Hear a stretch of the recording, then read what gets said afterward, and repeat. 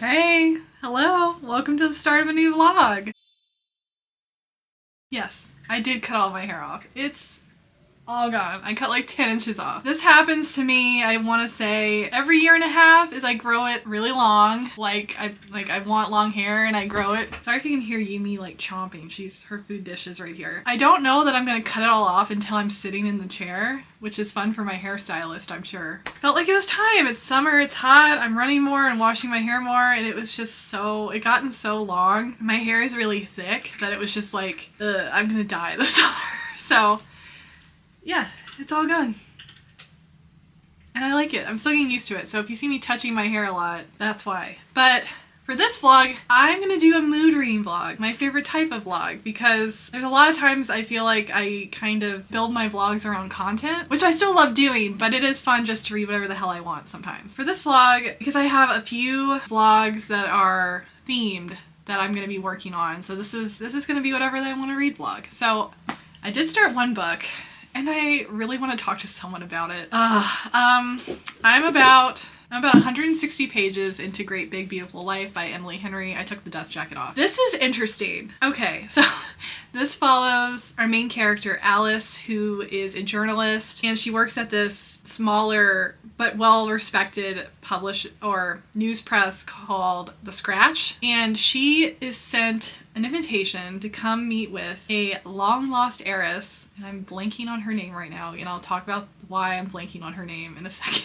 Miss Ives. I'm just gonna say Miss Ives, who's older. She was in the public her whole life. Her family is very well off and like big into media. Think like the earliest of earliest Succession family. Something happened and she was out of the public limelight for like 20 years or something, and then she has been completely off the map for 30 years. I might be missing my math wrong. Nobody knows what happened to her. They have no idea where she's gone, if she's alive, dead, whatever. She's led a very secluded, secretive life. But Alice finds her because Alice has a really strong connection to this woman's husband, who was a very famous singer. Also in the story is the male, I'm assuming, love interest. It's the Emily Henry book. So the male love interest is also a journalist. He is very successful. He has just won a Pulitzer for this other memoir he worked on. His name is Hayden. Now Alice is very bubbly, thinks the best of everyone, gives everyone the benefit of the doubt, is very kind and empathetic. Hayden is all business, like very literal, not easy to joke around with, so they butt heads immediately when they find out that they are going to be basically vying for this one job, because Miss Ives is only going to pick Margaret. Her name's Margaret. Margaret's only going to pick one of them to write her book or her memoir. And so she's giving them 1 month to basically work with her and listen to her tell her story. And then she's going to pick the one that she thinks is the best, or the best fit for her. It's taking place on this really tiny island off the coast of Georgia. And I went to school in Savannah, so like that's fun to like have them talk about. I think it's off Georgia. Yeah, it's on the East Coast. Anyway, this has been compared to Taylor Jenkins Reid's, where like Evelyn Hugo, and I see where people would make that comparison because there's chapters that are the story where Margaret's telling her version of what the wider world has speculated about certain parts in her family's history or her history. And I think what's tripping Emily Henry up is those chapters are so boring because it's just Margaret telling Alice, and they're pretty short chapters. Like, they're not long-winded chapters. They're pretty like bite-sized pieces. Her memoir, and it starts like way at the beginning, like in the 1800s up until somewhat present day or the last 50 years. Why Evelyn Hugo was so successful is because those chapters that were the flashbacks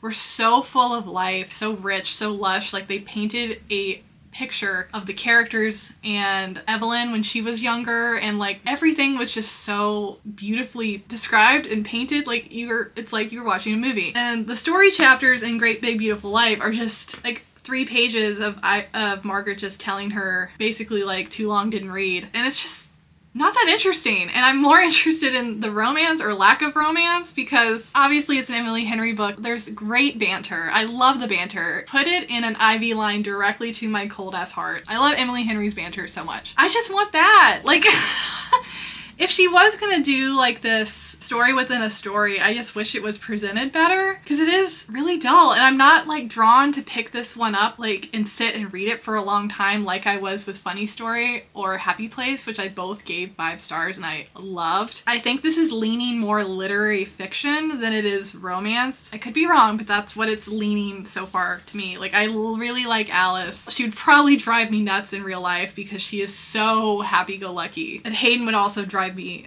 nuts because I don't deal well with people who don't take my sarcasm because I'm a sarcastic ass. And Hayden would be like, oh, I hate this bitch. Yeah, so I don't know, but that's what we're starting off with, is something I'm really not sure about so far. It's a little bit over 400 pages. I'm almost halfway. I don't want to DNF because I am curious about the mystery of Margaret's past and story, but I just don't like how that part is executed. But I'm interested enough to keep going. So yeah, that's what we're starting off with. I would love to finish this. It is Friday. I thought for the rest of this week, you would just come along with me while I mood read whatever I wanted. But we're not starting off strong, unfortunately. So I hope this changes. We are going out to dinner tonight. So I don't know how much I'm gonna get to read, but I would love to finish this tomorrow or like this weekend. I would love to and start something else. I do want to read this. It was my most anticipated romance of the year. It was the only romance book I was looking forward to this year. But I don't know yet. I don't know if it's romancy. Just keep touching my hair. It's just, nothing's here. Anyway, I will check back in when I have more to say or I'm done. If I come back with more to say, I hope it's positive. All right, I'll talk later.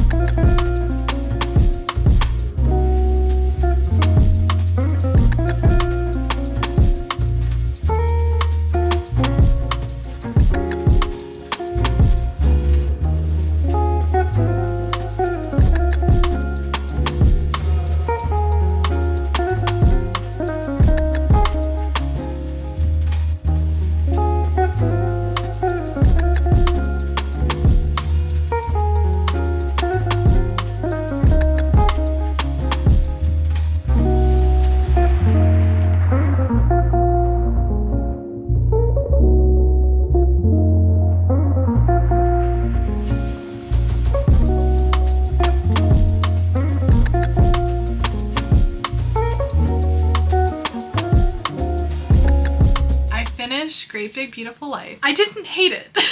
I didn't hate it, which is a weird way to start a review, but I didn't hate it. I think I'm gonna land around like a 3.5, because I did enjoy the Emily Henry banter, the Emily Henry romance, the like situations that the two main characters are in. It just made my heart happy, and I really liked like the last 15 or 20%. I really liked that a lot. But I totally agree with a lot of people. The story, or I guess the heiress story or the story within the story, is so dull. It's really not that interesting, and I think that's what is the pitfall of this book, is it's not mainly romance. I mean, it is, but it's overshadowed by a lot of the story, and it just wasn't that interesting.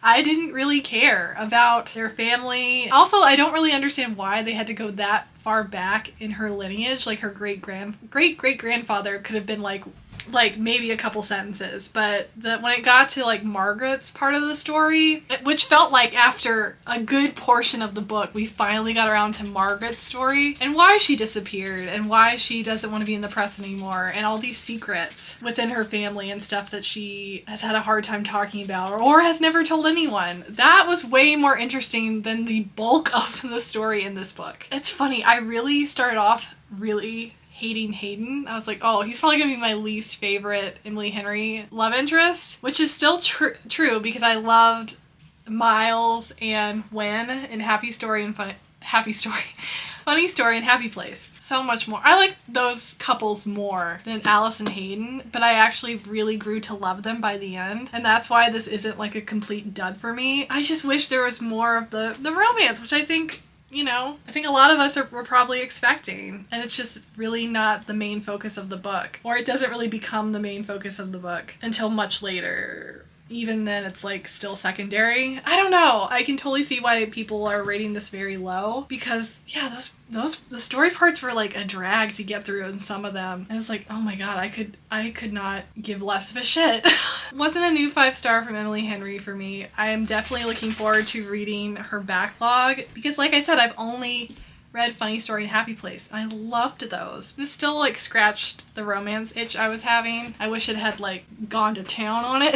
I can say I read it. And I do recommend it. If there are other reviews that you are hearing that don't love the story within the story, I think though, I mean from reading it, I think it's valid. Like it's just not that interesting. The comparison with Evelyn Hugo, I think Evelyn Hugo is a much better written book. Like that story within the story was so much more lush and transportive, if that makes sense. And this was just like one note. That is Great Big Beautiful Life. All right, next on my mood reading vlog, why don't we just do like a complete 180 of each book I pick? That might be fun. So I can keep it mixed up and I'm not reading like all romance or all fantasy or all horror. My Libby hold just came in for American Rapture by CJ Lead. I read Mayfly last month. I gave it like a 3.5. I didn't love it. I like the horror aspects of it. And it became more extreme horror splatterpunk, which I was like pleasantly surprised by. I just hated the main character. She was so insufferable. I could not stand her at all. She's probably one of the most annoying main characters I've read in a horror book in a long time. So I want to give CJ Lead another chance because I think this premise is more up my alley. Post-apocalyptic horror, like sadism.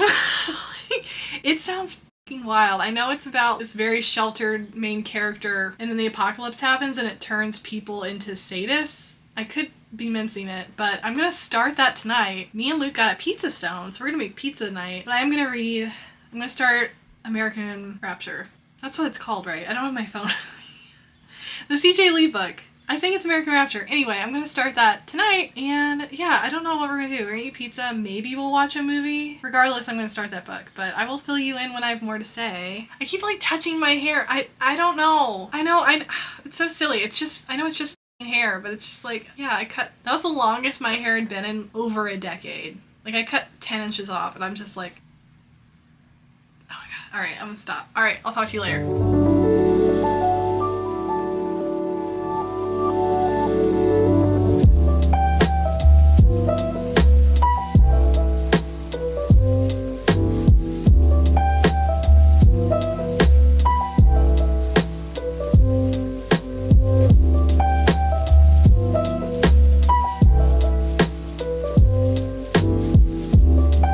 I just wanted to give a little reading update. I'm about 30% into American Rapture. Oh, hi Yumi.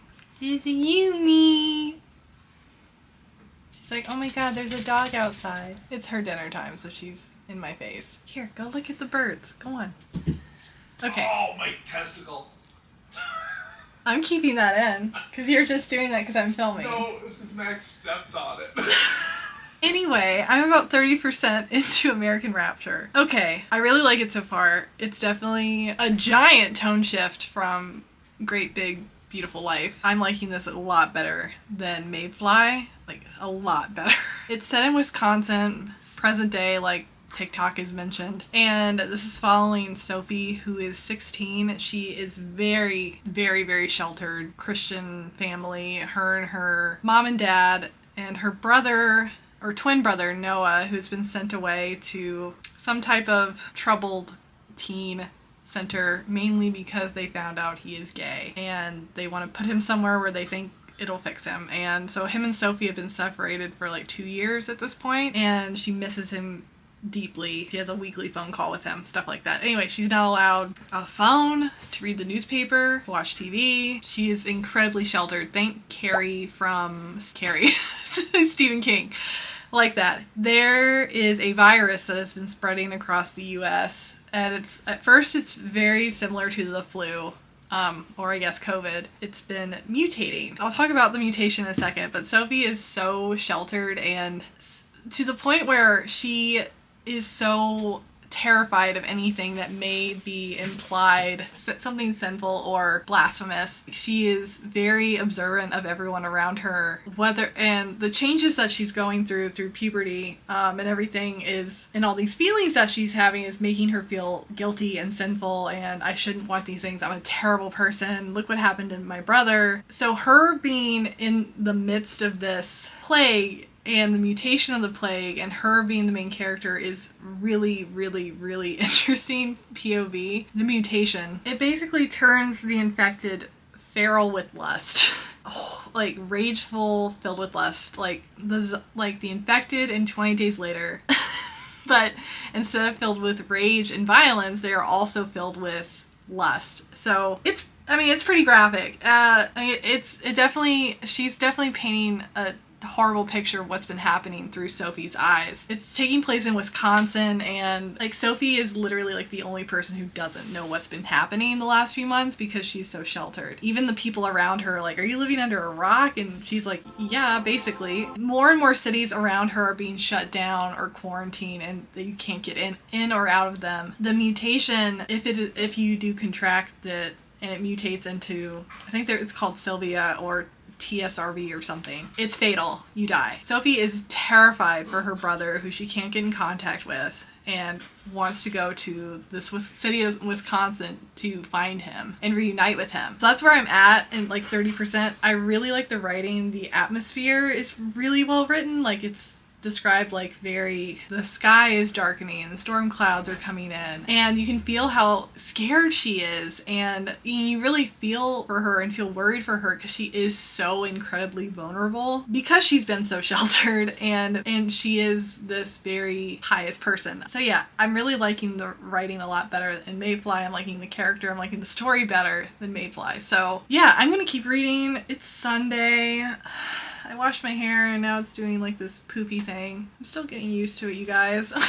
Anyway, I feel like I've brought up my hair like 7 times this video already, and I'm only on book 2. Anyway, I'm gonna keep reading. I'm really liking it. I think we're gonna probably make another pizza because the pizza stone, the use of the pizza stone last night was amazing, and we watched Monkey Man, which was awesome. I've only given 2 movies this year 5 stars, and Monkey Man was one of them. It's been like a rough movie year for me. I have just not been interested in watching really anything. My attention span has just been shot with watching movies. I haven't seen Sinners yet, and it's like, so I want to try and see it this week. Anyway, but yeah, it was really, really good. Dev Patel, he directed it. It was really good storytelling, really good style. I really, really liked it a lot. It made me really emotional at some parts, and the action scenes were really well done. Yeah, maybe we'll watch another movie tonight. I'm not sure. I will keep reading American Rapture, and I will update you when I'm further along or I'm done with it. Oh, I look like freaking dookie. Okay, I finished American Rapture. Man, I wish I'd looked up trigger warnings. Regardless, I'm gonna land at like a 3. I think I actually liked Mayfly better than this. It just felt like something was missing for me. I really liked the beginning and following Sophie at the beginning. For whatever reason, it just started to like really fall apart and lag. I was like trudging through it by the end. And I don't know, like something was missing, like the character development, the character interactions. It just didn't click. It just didn't work for me. So I'm gonna talk about a spoiler really quick. And I'll notate down below where you can skip ahead if you don't want me to spoil the book for you, because I need to talk about this because I wish I'd checked trigger warnings. And I probably should have known better. Alright, I'm gonna start talking about it now. So there's a dog in the book, and I probably should have known better. Anytime there's a dog in a horror, it's probably gonna die. Did I think it was going to die so horrifically? No, that was a lot.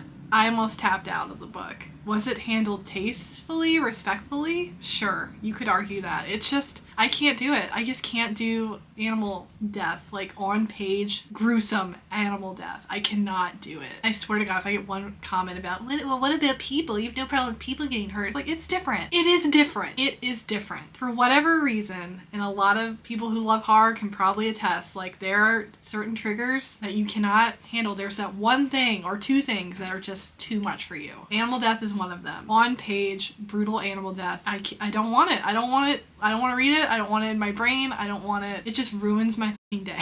Which this has ruined my fucking day. So yeah, I don't know if I'm going to continue reading CJ Lead. I've read her 2 published books and I don't know if she's a horror author for me. For whatever reason, it's just not, something's not working. Something's not clicking. I think with American Rapture, I honestly think the idea was really good. I don't know if she needed a stronger editor or if she needed more time with the book to get the messaging across that she wanted to. Maybe, but I don't know. It didn't work for me. It really didn't. Now I'm like depressed. We're gonna go get ice cream in a bit because our favorite ice cream store is opening. It's their opening day today. And we're gonna take the doggies too, so that will hopefully make me feel better. But I have no idea what I'm going to read next. Damn, 2 books that were just not it. At least Great Big Beautiful Life was like at least light and airy, mostly. All right, I need to pivot hard. I need to pivot hard. What am I going to read? I don't know. I need to think about it. I'm bummed. I'm bummed right now. I'm still getting used to this hair.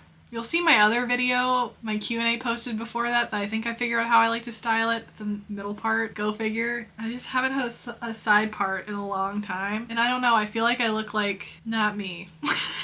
Maybe I've outgrown the side part. How much have I talked about my hair in this vlog? I'm sorry.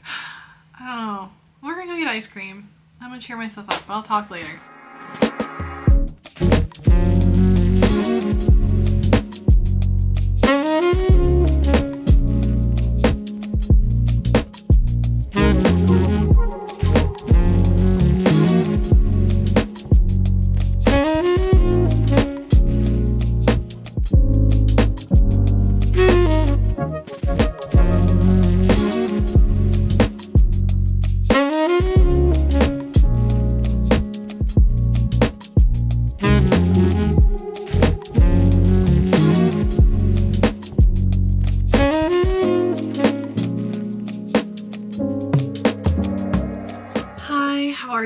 It has been, wait, what day is it? It's Friday.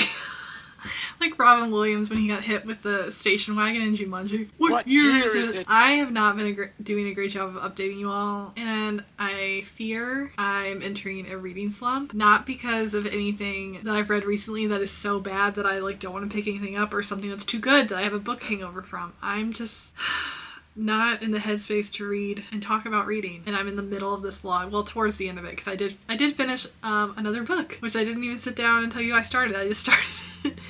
But I did start and finish the novella All Systems Red by Martha Wells. This is book 1 in the Murderbot series, and I forgot the show was starting today. The show airs today on Apple TV, so I'm gonna watch that because this was so fun. I've been craving sci-fi. I've just been in the mood for it more. It was a really quick, short, fun read. It was actually really funny. I wasn't expecting the amount of sarcasm and comedy that came from Murderbot, but let me tell you what this is about. So this is about our main character, android Murderbot, who is a sec unit, which is a android that is assigned to certain teams for security purposes or like help with their tasks, and he has hacked his own government module. So he is autonomous pretty much, but he acts like he's still controlled, so nobody knows he hacked his system. All he wants to do is watch his TV shows, which he's really addicted to this one. I'm blanking on the name right now, like something Moon, Sanctuary Moon. That's like this space soap opera that he's addicted to. That's all he wants to do, is be left alone and watch his show and figure out who he is. And you're getting like some glimpses into his past about like why he calls himself Murderbot and these traumatic things that he was programmed to do that he's not really dealing with or doesn't know how to deal with it because he's not a human. And these are like more complicated feelings than he's used to. The team that he is assigned to is set out to survey this distant planet. And there's a neighboring settlement that they're aware of that goes dark. And so very typical sci-fi type of storyline. It's like, oh, well, we see their beacon, but no one's here. And all their sec units are destroyed. So it's like something happened. So they go to investigate, and that's all I'm going to say because it's a pretty short book. This was really fun. I love this. I am definitely going to keep reading. Book 2 is on KU that I'm going to actually start very soon. Probably when I finish this vlog. I almost said very soon. Probably not going to be very soon because I'm having a rough go of it with reading. I've just been really distracted. This took me days to finish. It's a novella. This normally will take me a couple hours to finish. It took me days to finish because I've been really busy with work this week and other stuff, and my mind has just not been in a let me sit down and read type of mood. Oh yeah, did I tell you I signed up for another race? That's tomorrow. I signed up for a 5K. That'll be my last race until the marathon in October. So my training block starts at the end of the month, so this is the last little race I'm gonna do. I did see Sinners. It was awesome. I had a lot of fun with it. I did have some critiques though. I'm sorry. I did love it. I had so much fun sitting there watching it in the theater. The music was great. I love the characters. Michael B. Jordan playing twins was just really cool. Yeah, everyone was so hot in that movie. Like Ryan Coogler was like, we get it, you like hot people. The only issues I had was like there was a pacing issue. I felt like there were moments that I really wanted to spend time with the characters and the scene they were in, and then other moments felt really long-winded, but those weren't the moments I was interested in. I'm gonna get the brothers confused. Yeah, Smoke and Annie. Like, I really wanted, like, more of them and, like, their history and, like, less of... I don't even know what less. That one scene, though. That one scene at the beginning of the night in the big hall. That was great. The music is so good. That was really well done. The vampires were really cool. I honestly just think it was the pacing that threw me off. It's like I wanted more of these more character-driven moments and less of, like, the action moments. I don't know, but I still loved it. Today... I actually took a half day from work and we're gonna go see the new Final Destination movie. Now these are not my favorite horror movies by any means. I don't think I've given one of the movies from the franchise more than a 3, and that was like just because I laughed a lot. But they normally get like a 2.5 or a 2 from me. But they're just stupid fun. This one's getting decent reviews and it's Tony Todd's last movie. Yeah, he passed away and yeah, he was a big part of that franchise. So yeah, we're gonna do that. But I did start another book. It's the last book of this vlog because I fear, I'm already worried, even though I'm really loving this, I already fear I'm entering a slump. The book I decided to pick up because I wanted to stay on the sci-fi train is Dungeon Crawler Carl. This is super fun. I'm only like 60 pages in, and this is my first foray into lit RPG, even though that's the #1 type of game I love to play, is open world RPGs. And reading it is interesting, and I have the audiobook too. The audiobook is impeccable, so if you just do the audiobook, highly recommend. But the book, this got picked up traditionally to be published because this is just really fun cover. Like, all the new cover designs are great. This follows our main character Carl, who is a ex-National Guardsman. I think he's in his late 20s, and he is outside of his apartment complex trying to get his ex-girlfriend's cat, Princess Donut, back inside. During this, an alien invasion takes place. And he gets thrust into this televised competition, and he is a crawler. And there's, I think, 18 levels of the dungeon. So he's in the dungeon with Princess Donut, and they have to survive. And he's so like, what the hell is happening? So I'm still kind of in those early stages of him just figuring out what happened. But basically, like, the aliens came back to Earth to mine their resources, take all of them. So basically, like, every person who was inside a structure or a car, that structure or car got, like, leveled and those resources taken. So dead, very dead. And since Carl wasn't inside or in a car, neither was Princess Donut, he survives the initial part. I can't think. On the first level, trying to figure out what's going on, get his bearings. He wasn't even really wearing clothes. He had like boxer shorts on, and he threw on a jacket because it was cold outside, and he shoved his feet into his ex's pink Crocs that don't fit him. He's less than prepared for a dungeon crawler type of gaming experience. So I think this is going to be a lot of fun. I've already laughed out loud quite a few times from Carl narrating it. So yeah, I'm excited to keep reading this. I have a little bit of work to finish up, get myself together, and then we are going to go see an early showing of Final Destination Bloodlines. But that's all I have left for today, Friday, and I'll probably come back and read some more. I have not had a 5-star yet, so we'll see how Dungeon Crawler Carl shakes out. Alright, but I will talk to you all later.